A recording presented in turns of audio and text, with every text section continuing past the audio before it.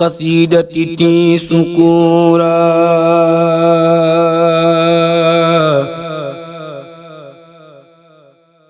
ولم تزل يا مالكي سكورا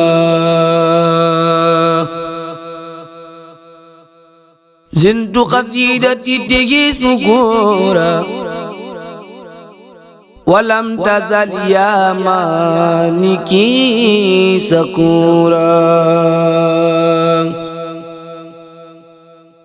أكرمتني إكرام من ما سافان وكل ما أردته منك انفعل أتيتني يا ربي من لدنك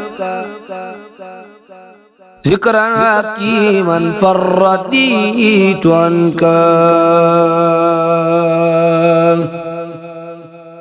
باركت لي يا ربي في عروفي وخيرا وجدت بالمعروف ملكتني بكونك الكريم ما قادني تفسيرا وتكريما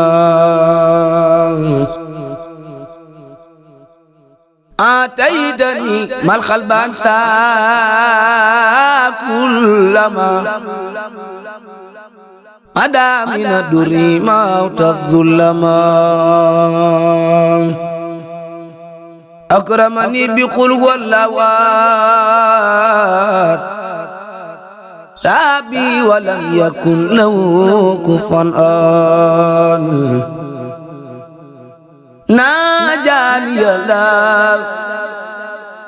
مكرم السماوات أناجيا بك فاني الكمال وجعل الأكرم أنفى الكرم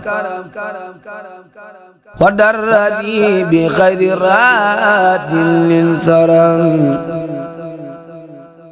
أسأل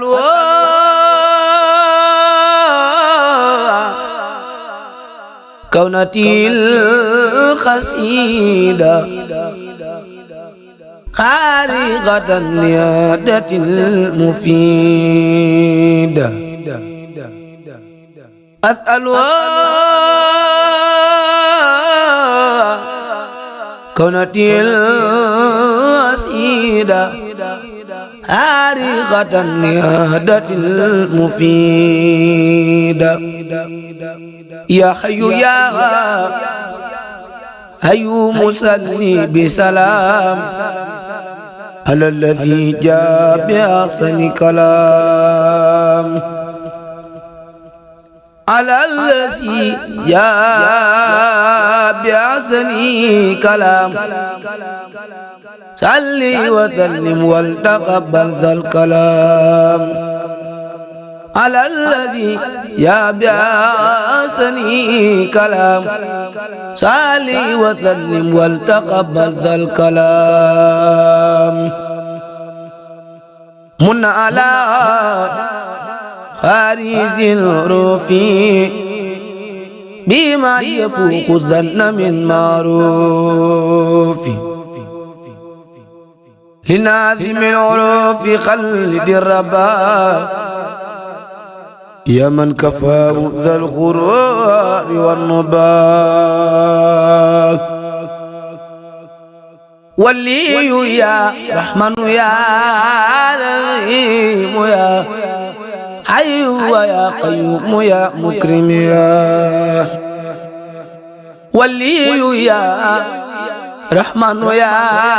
رحيم يا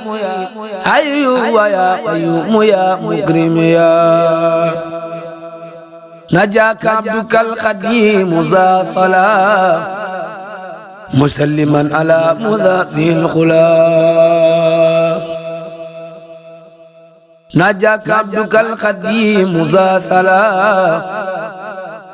مسلما على مذاذي الخلا subhaana rabbika rabbil izzati ammaa yasifuun wa salaamun alal mursaliin walhamdulillaahi rabbil aalamiin. di Borom Tuuba